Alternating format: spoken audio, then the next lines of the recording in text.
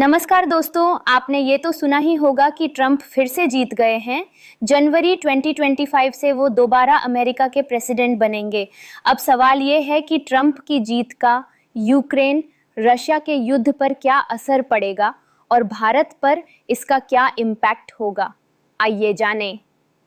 देखिए, यूक्रेन रूस का ये युद्ध करीब 3 साल से चल रहा है और इसने दुनिया भर में हर किसी को इम्पैक्ट किया है, चाहे एनर्जी प्राइसेस हों या फिर ग्लोबल सप्लाई चेन।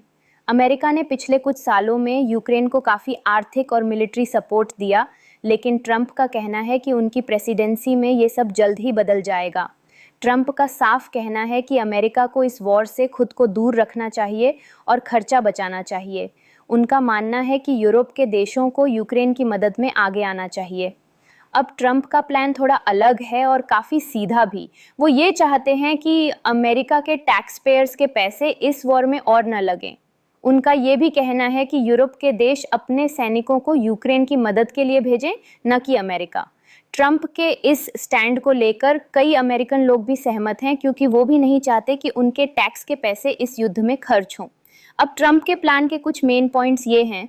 वो चाहते हैं कि जो टेरिटरी रूस ने अब तक यूक्रेन से कब्जा की है, उसे छोड़ने के लिए दबाव न डाला जाए और इसे इंटरनेशनल कम्युनिटी स्वीकार कर ले। इसी तरह क्राइमिया, जिसे रूस ने 2014 में कब्जा किया था, वो रूस के पास ही रहे। इस तरीके से एक लाइन ऑफ कंट्रोल सेट करने का आइडिया ट्रंप का है, जैसे इंडिया और पाकिस्तान के बीच है।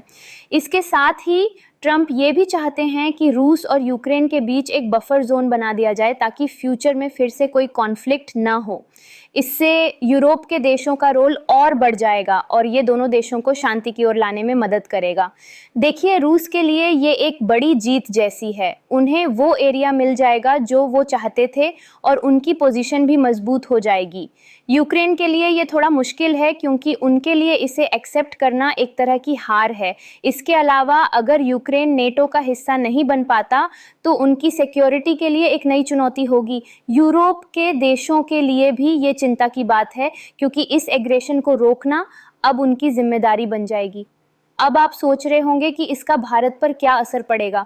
देखिए, इंडिया हमेशा से एक बैलेंस्ड पोजीशन लेकर चल रहा है।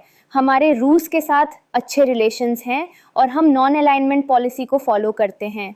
अगर ट्रंप का ये प्लान लागू होता है तो रूस और अमेरिका के बीच टेंशन कम हो सकती है, जिससे भारत को एक नई डिप्लोमेटिक अपॉर्चुनिटी मिल सकती है। और क्योंकि इंडिया एक बड़ा एनर्जी आयातक है, तो वॉर खत्म होने से ऑयल प्राइसेस स्टेबल हो सकते हैं, जो हमारे लिए एक बड़ा फ़ायदा होगा।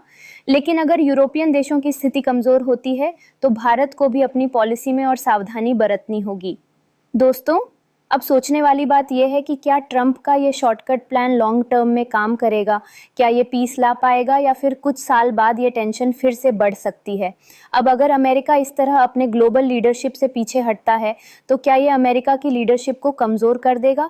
और यूक्रेन के लिए, जिन्होंने इतने सालों से संघर्ष किया है, क्या वो इस समझौते को एक्सेप्ट कर पाएंगे? देखिए, ट्रंप का प्लान कुछ लोगों के लिए प्रैक्टिकल हो सकता है, खासकर अमेरिकन्स के लिए जो अब इस युद्ध में और खर्चा नहीं करना चाहते। मगर लॉन्ग टर्म में ये कितना प्रभावी होगा, ये तो वक्त ही बताएगा। दुनिया देख रही है कि यूक्रेन और रूस का ये संघर्ष एक बड़ी पावर बैलेंस का मामला बन चुका है।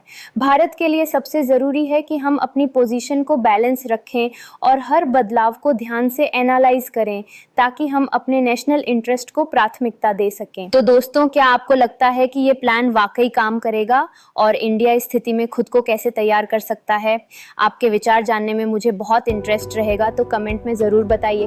और अगर आप और ऐसे वीडियो देखना चाहते हैं तो लाइक और सब्सक्राइब करना मत भूलिए। मिलते हैं अगले वीडियो में।